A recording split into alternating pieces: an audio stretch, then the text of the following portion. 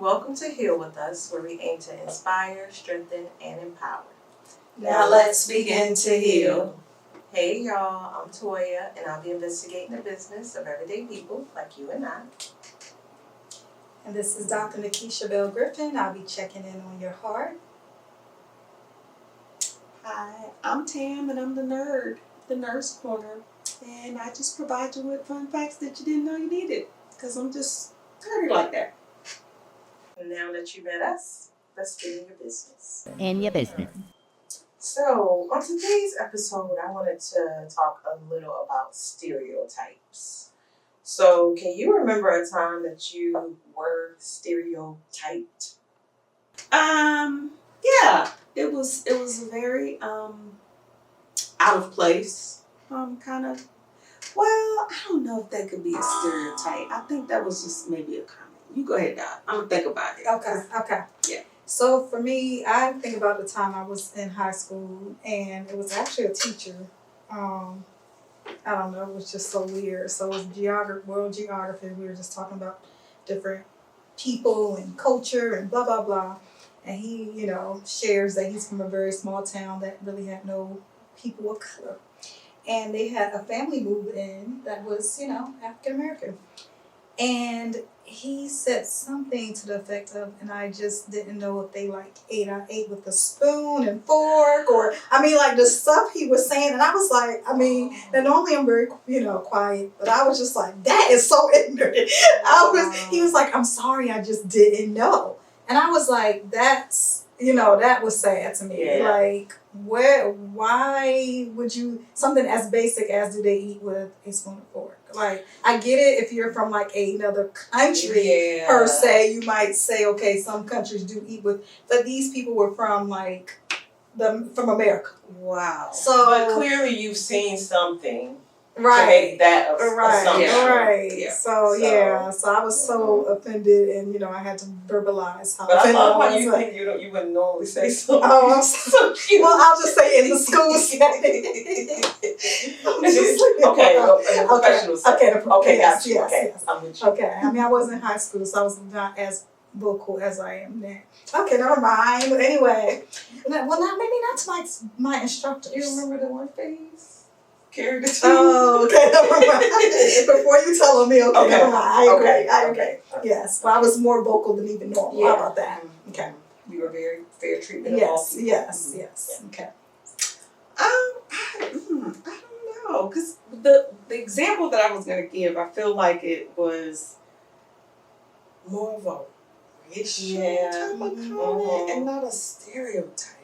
But that can be a stereotype in itself because I'll just say you're stereotyping a whole right. So it was a comment that was made by a coworker who is not of color, and we were walking down a hallway to get to another part of the office, and she was walking behind me, and she said,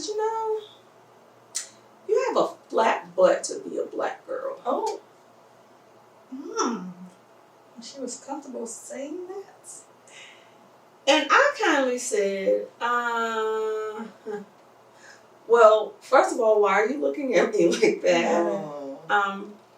And I told her I don't think that was an appropriate conversation. Now, mind you, this is the second out of the way comment that this person claims they were being naive and unknowing about saying it, but it wasn't. But I told her, I said, that just wasn't appropriate. But what? I didn't say anything racial. I said, how did you not understand that wasn't appropriate? Right. I'm not understanding. Even if you take the black part out, just saying somebody has a flat butt, it's just inappropriate. out of the way and just inappropriate. So I said, I'm going to stop there because I've always been taught if you don't have nothing nice to say, don't say it at all. Mm-hmm. So I spared her. Mm-hmm. But yeah, Yeah. Interesting. So she assumes that all black women are supposed to have big booties. Yes. Okay. Interesting. Okay. That's not true though. No, it's not. So mine, I think I was probably in middle school, and I guess this counts. So I was in band, and the activity bus, it was one activity bus for all neighborhoods. And it was a young man that was very afraid to go in my neighborhood. He was like, yeah, those people, they're really dangerous, and my mom's just gonna pick me up because she doesn't want me hanging around with any of the people that live there. And I was like, oh, I live in that neighborhood. Right. Like, Right. it was news to me. Like, I didn't know Mm-hmm. until he said, you know, what he thought Mm-hmm. about it. But I was just like, I live in that neighborhood. And he was like, how? I don't understand. And I was like, yeah, we just normal people live in that Right. neighborhood. Like, I Right. don't know who told you Mhm. what, but Mm-hmm. yeah. So I think it was like both sided. I was just like, I don't understand. Like, Right. neighborhoods are like, Right. yeah. Right. But yeah, so Wow. that was my first time being like And then stereotyped. at that age, I feel like you can't really hold that person Mhm. accountable because It's that's going taught, back. it's Yeah. learned behavior. Definitely. Or he could have been honest that he'd He never been was. exposed. Because he was like, how can you be in that neighborhood? Because you're my friend and Mm-hmm. you don't seem dangerous, or, you know. Mm-hmm. And I was just like, well, yeah, I didn't know we were dangerous in that Right. neighborhood. Right. I didn't know. Scare people. Should I be afraid to go home? Right, right. It's my own house. I mean, yeah. Yeah, so, Wow. but that was my first time. Mm-hmm. Have you ever stereotyped someone yourself? Ooh. I'll think about that one. Have I ever in my long-legged life? See the long-legged soldier with the long-legged life.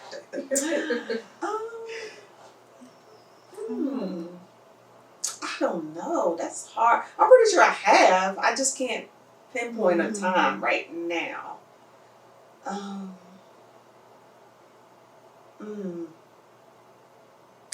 Okay. And I still kind of do it. And I look at it as a safety thing. So, you know how you see the panhandlers when you pull up to the... I always just re-hit the lock. Mm-hmm. I mean... Yeah, I had that. I think... with the panhandler stuff. I think... I don't know. I just do it as safety-wise. Especially if I'm by myself. Mm-hmm. But some people may say it's stereotyping. Mm-hmm. Not all.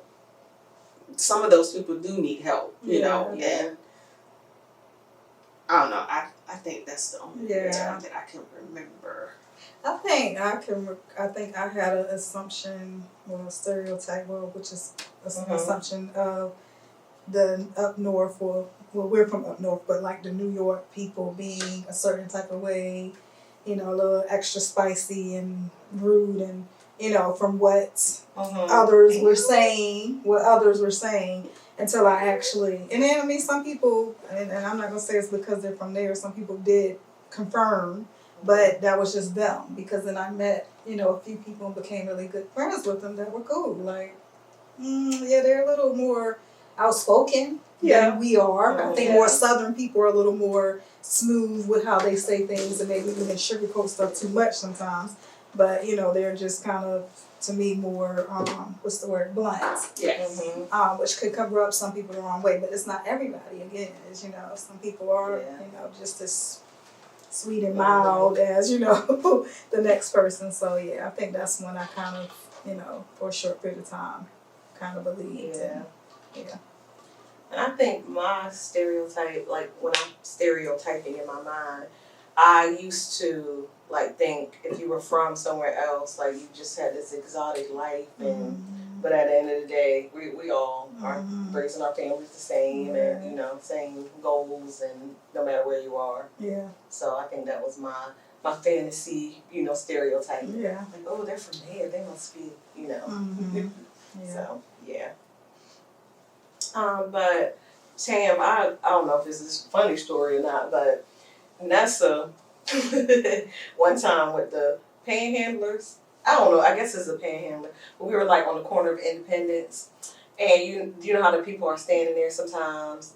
Well, this dude said that he had his car had just ran out of gas, and he needed money for gas or a ride to the gas station, which it used to be an Exxon, like right there, like walk literally you can see the X on.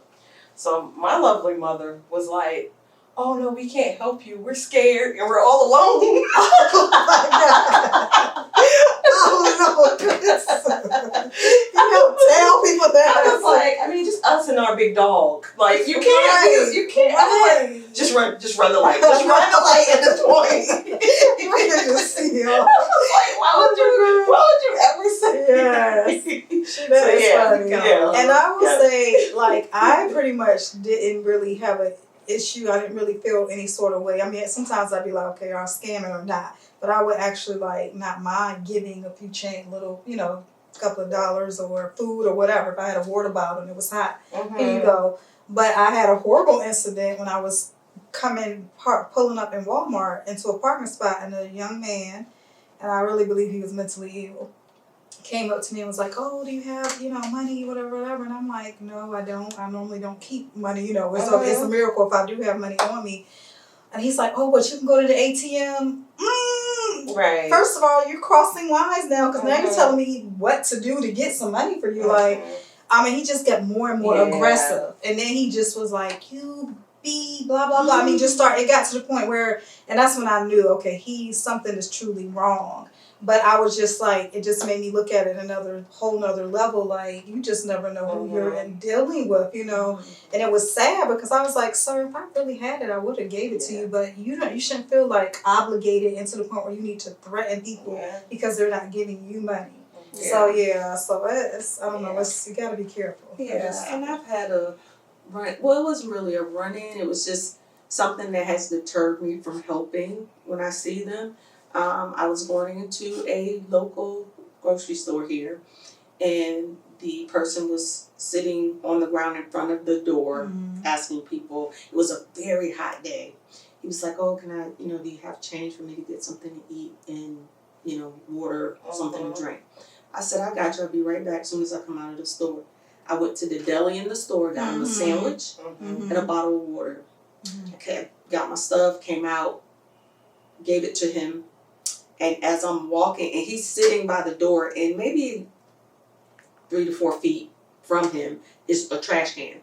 He gets up and he throws the sandwich and the water in the trash can. Oh my God! I don't want this. Beep, beep, beep, beep. Wow. As I'm walking to my car, walking away from the situation, a lady approaches me, and she says, "That was a very nice thing that you did, very honorable." And she said, "I'm so sad that he couldn't appreciate the fact that somebody did a good thing for him and threw it in the trash." She said, "I saw it." Right. And she says, "And I hope that doesn't deter you from helping." And I said, "Well, ma'am, it kind of did. Right. It really did." Yeah, because a lot of people, are not like that, but that's... I'd rather do that than to know that you're going to go down the sidewalk to a store that you shouldn't be going in and getting something. Right. Whereas it's a meal. Right. And you're saying you want to get some food. But yet someone got you food and you threw it. Yeah, and it was wrapped. It wasn't like it was something that unwrapped sandwich that I gave him where he have to worry about germs or me touching or doing something to him. And if you were truly hungry, you wouldn't care. I mean, honestly, that's the last thing you'd be thinking about Exactly. Anyway. So I just, so I don't do it anymore, unfortunately. I'm sorry. I just, that just put a bad taste in my mouth. That's understandable. And I feel like if it did come your way again, the person would probably specifically ask you, "Can you get me a sandwich and something to drink?" So it's nothing. Your faith would be restored. Right. Yeah. Look at Rose. It always comes full circle. I know, the bright side of things. Thank you for letting me get in your business. In your business. All right, Sure. anytime. Hello. How's your heart, everyone? So we're going to continue this conversation about stereotypes, and I want to kind of ask, in alignment with your questions, Toya. How have you ever stereotyped yourself? Because I think we can do that and not know that we're doing it. And how, for instance, I'll tell myself. So you were talking about how your friend was like, "Oh, and people from that neighborhood and blah, blah, blah." So I knew that was the preconception for you're from there, so you don't have this, or you don't do that, or whatever. So I kind of fell trapped to that stereotype and actually kind of believed it. Like, okay, well, maybe I don't, have as much as somebody have, or I can't do, And it wasn't until I realized, well, I can't control as a child. You can't control what your parents bring in and out of your home, but there are certain things that I can control. I can control. Okay, I know that I love writing, or I love doing this. How can I use this to kind of further myself? So I was like, once I realized there are tools and resources, and then I also realized there were many people in our community that were from so many different walks of life that had, was very, even though it was income based, it was people who really could have lived somewhere else if they wanted to, but chose to live there. So, once I realized that, I was like, okay.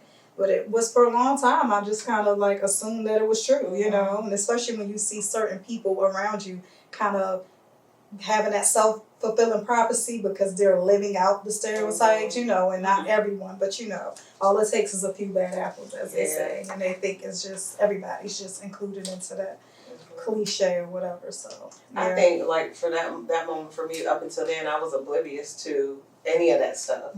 Like I didn't even. Yeah, it was just life. I think my example is kind of related to that. I would say around middle school, I felt like I couldn't be friends with the popular girls because I didn't have the good clothes or the popular clothes, or my mother didn't have the income where she could afford for me to get the in things, and so I just said I'm not even going to try to make friends because I'm not on their level, so to say. So wow. And my daughter, because we're in a very diverse community where there are people with $1 million homes and there are people with very humble homes. And, she has friends, from different various, their families, various socioeconomic status. And one particular family had a pool, and she was like, oh, I want a pool. We should get a pool. And, and then it was like, I could tell certain things that she knew, well, we have, but we don't have this. It was like, kind of like, and I was like, you have to kind of count your blessings. I said, because they may have all the things in the world, but be miserable. I said, so yes, it's nice to have nice things, but don't let that define who you are, and don't let it define your happiness. But it is challenging because, you may have nice, decent things that you're really comfortable with, but then you see people like wearing all this extravagant stuff or have all this extravagant stuff, and it makes you kind of, you have to really balance yourself and say, okay, I'm good, like I'm good at what I have, counting your blessings and not getting caught up in all of that. And it also made it hard. Like once I moved from the neighborhood from you guys, I moved in a district where majority of the school was people that were not of color, and majority of the children in the school come from very prominent, rich. Which is and that was very difficult to navigate because it was a handful of us. When I say it was a handful, and it was a mixed handful. It wasn't just one, that was very difficult. And you would have thought the staff or the adults would try to close that space. They did not. Once I got to middle school, it was even worse. Still in a school district with predominantly rich. But the only thing that changed was in that rich culture, it was more people of color. But still, you would have thought the adults would try to close that. They did not. So it was very difficult trying to navigate. And you saw that a certain population of students kind of mingled together, whereas the other population mingled together, and there was no crossing. Then get to high school, it even got worse because once again, I'm still in that district of predominantly, and this is the age where people start getting cars. Oh so it was so it was tough trying to navigate. Because their norm was not your norm. Exactly. And the older you get in the, as those things change, the atmosphere got a little stiff. Got a little stiff, got a little tight. And of course, back in our day, there was bullying, but bullying was a whole lot different Right. than what Yeah. we know it to be now. Right. So, yeah, it was nothing for you to get bullied if, you had on shoes that were from 2 seasons ago, or maybe you couldn't get your hair relaxed and your roots are a little thick, or, just a lot of things that, so I had to deal with. So, yeah. And I think that can go both ways too, because even like I said, talking about stereotyping ourselves, like we went to a lot of, we moved around a lot at one point, but like the schools we stayed at for the most part were a lot of African Americans. And I feel like even the expectations we had for one another was sometimes just unrealistic. The stereotypes is like, oh, you're supposed to, because I remember I told y'all, I just looked one day and I was like, why? I mean, like, with just disgust. I don't know what came over me, but I was just like, why do we all have relaxers? Like, that's not even our natural texture. Like, it's just like something hit me that we just assume that our hair is supposed to be bone straight like other nationalities, ethnicities, or whatever. And I was like, I'm locking up, and my mom was like, oh my gosh, why are you doing that to your hair? And then about 2 years later, she locked up, and she has locks to this day. So, it was like, I think we put ourselves in a box sometimes too, and whether it's from society, because you don't live in a vacuum, but we need to start questioning, we need to start really, really pushing the margin and saying, oh, like, we're more than this. We're so diverse, and we're so, there's so much more to us than just being one type of, this way or that way. So I think that's hard too, because it's like, you want to feel that connection. Like, we already have like so much adversity coming against us and oppression in different ways, and then to feel that from our own is like, where do you go from here? So I definitely felt that many times. Yeah. I don't know. It's hard to, I guess, go back and think of something, because I think I'm in a place where it's just like, appreciate what you have every moment. So I can't even like think of and not stereotype myself, or if I was, so I can't think of anything like right now. I know I've done it. That's what I said. Sometimes it's so subliminal. You don't even realize that you're doing it, So, and that's one thing I love about children. I mean, unless they, like you said, are taught, they are so open and receptive and loving to one another, So it's like, we can learn so much from them. And I just want to, like, I was kind of like searching, like, what's the common stereotypes as far as cultural? And for African Americans, it's people believe that African Americans are less educated. Hispanic Americans are lazy. Asian Americans are intelligent. And women aren't as competent as men. So these are like some general stereotypes that have been out there.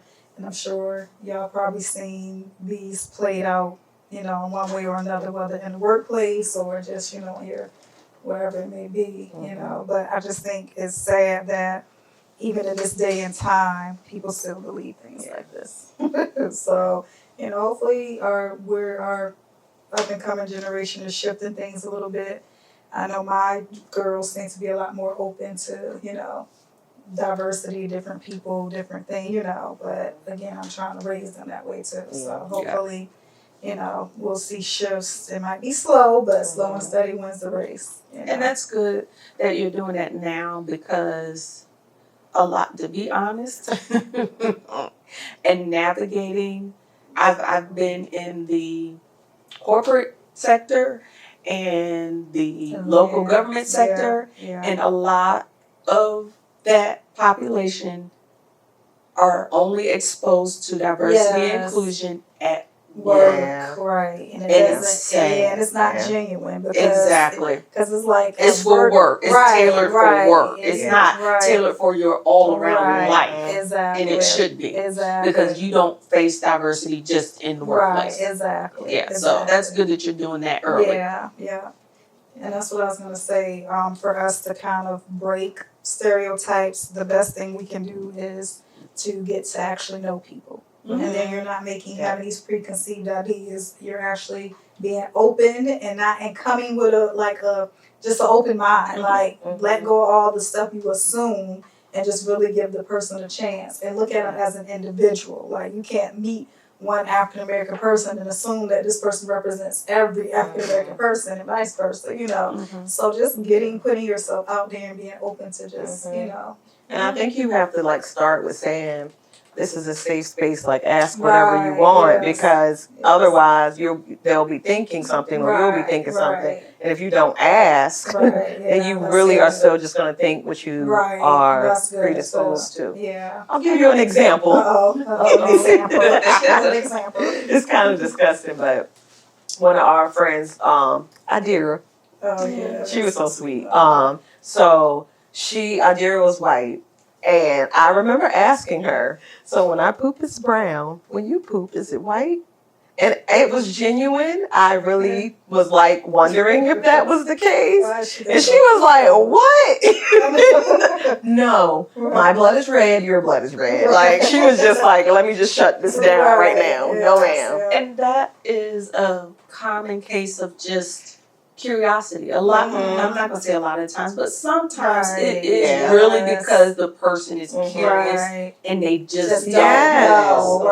Right. Whereas so you do come across it sometimes. Yeah, exactly. Yeah. But I think that's a good point too. Just asking questions. And sometimes it might be awkward, but at the end of the day, if it's being genuine and safe and you're not being condescending or having some kind of, ulterior motive, then I think people will be fine with that. Yeah. Okay, well, that's all I wonder if she remembers that question. Oh my gosh. I will hope she does not. But then again, it's so unusual that she might. Well, thank you for joining my segment. And remember to guard your heart with all diligence, for out of it flows the issues of life.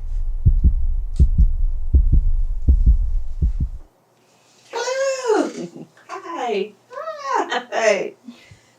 Over to the Nerds Corner and get nice and snuggy. I'm actually enjoying this chair. These new chairs, right? Nice and swivelly and cushiony and great for the Nerds Corner. I'm short to the ground, so she knows how to work the chair. And I can swing my feet. Yeah. But anyway, I want to feel tall and astute. Okay. Well, of course, I always have to put a twist on our titles, right? Right. So, in the Nurse Corner, I read a lot. So, our topic is stereotypes, and the other part of that topic was don't judge a book by its cover. So, I'm going to talk about 2 books. Yay! Okay? And I would love it if you guys would maybe think about reading them.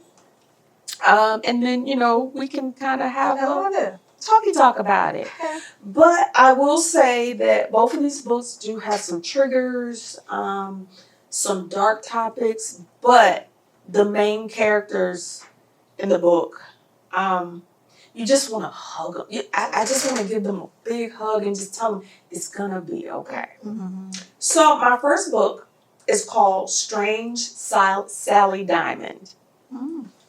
And the author is Liz Nugent. Sorry, that's Nugent, Nugent. Okay, and it's like a thriller, I guess. Would I consider it a thriller? I don't consider it a thriller, but I think it's listed under thrillers. Okay. But, so the premise of the story. So the story is about a woman who's in her 40s. That's Sally Diamond. And she can't remember anything before she was the age of 7. And since then, she's been confined to live a quiet life. She does not socialize much, and now in her 40s, she just takes care of her ailing father. Her father begins to become gravely ill, and he begins to transition. And he says to her, once I pass, I just want you to put me out with the trash bins. Just, a general statement. And I think it was very open-ended, meaning don't do all the fussing and all the pomp and circumstance. Just go on, But Sally being a concrete thinker, and I think she was somewhere on the spectrum, but they really don't kind of talk about it or bring it up in the book. Okay. But just the way that she thinks, I think she was kind of on the spectrum. But so she did exactly what her father kind of told her to do, and she did something similar to his request. So the town that she lives in, they didn't like what she did, and they felt like it was very immoral and very unethical. And she makes national news. Okay, and then at that point, everybody becomes so intrigued with Sally's story, and wanted to know who she was and where could they find out about her past. And so that begins kind of the premise of the story. It's a very I'm trying to kind of talk about it without giving away the story, but that was kind of the basis of it. So like I said, it has triggers. Okay. So I'm just kind of warning you.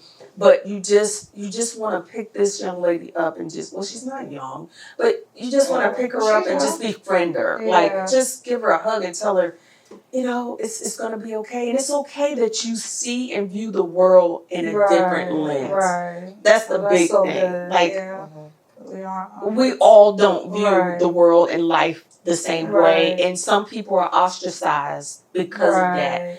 And she's one of those people. And after I read this book, it sat with me for so long. Oh, wow. I couldn't read anything. It just sat with me. And so when I go through things where I'm kind of singled out or put in a box because I move different, I think of Sally. Oh, wow. So Sally literally threw her dad in the trash? I mean, like, how? Well, I need to know. I need to know what happened. Well, okay, I'll tell you. Yeah, you can tell me that part. Well, she didn't throw him in the trash. Spoiler alert. Some of us don't want to know. Well, cover your ears.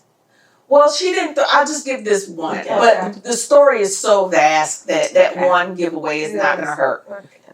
She actually sets him on fire. Oh, wow. She puts him in the incinerator. Oh, okay. So she does her own ashes to ashes. Yeah. Okay. Yeah.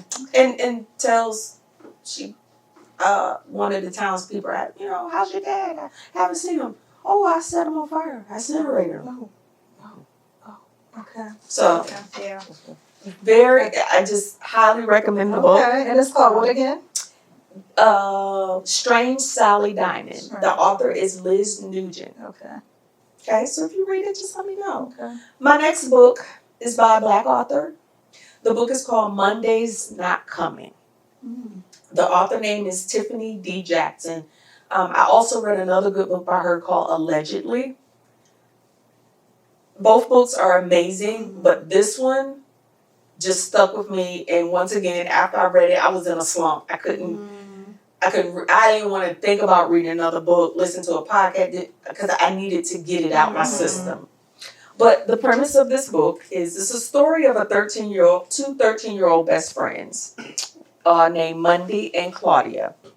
After Claudia spends the summer with her grandmother, she's excited to get back to home to her best friend Monday and start the new school year. Well, the start of the new school year, Monday doesn't show up, and that's where the story begins. Claudia, she's another one. You just want to pick her up and just love her. Oh my God. Make her, just protect her because society just eats up, young African American women, even just African American women, period. And so this young 13-year-old girl trying to navigate through life, and now her best friend in the whole wide world is missing or hasn't shown up to school. And it goes unnoticed and nobody really cares. Which really does happen. Really does happen. But the basis of this story, once again, it has triggers. It's very, very dark, but it's also like a coming of age type of story for Claudia.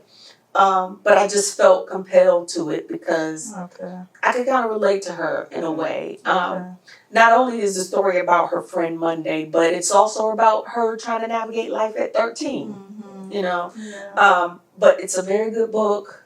The author is excellent. There's another, like I said, the other book is called Allegedly.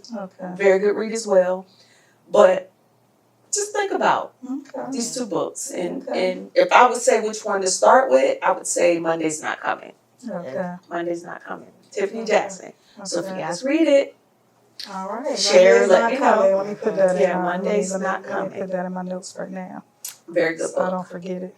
So, and they're both a big lesson on not stereotyping, because Claudia, she goes to a school that's inner city. Monday is a product of inner city, but Claudia, she lives on the outskirts. She comes from a middle class family. So she has to deal with stereotypes. Yep. Okay. She has to deal with stereotypes as well as Monday have to deal with stereotypes. And they talk about that in the book and how she overcomes that. Sally Diamond, she has to overcome stereotypes as well from, kind of being a recluse and not really being so social. And once again, like I said, she has those attributes of being on the spectrum and nobody really talking about it, and she's being treated a certain way. So yeah. So 2 good books. Please read them so that we can discuss it and have a conversation about it. I'm gonna get mine. I'm gonna get mine right now. And that's all I have for the Nurse Corner. Thank you for joining us for another episode of Heal With Us. And remember, healing is a process, so take it one day at a time. You can email us at healwithus3@gmail.com. You can find us across all social media platforms: YouTube, Facebook, Instagram, all the places, even TikTok. We're cool. We're in TikTok too. We might be sideways, but we're there. Yeah. We're there. Okay. But yeah, reach out to us. Any questions? Any show topics? Anything. We would love to hear from you. Heal with us. Heal with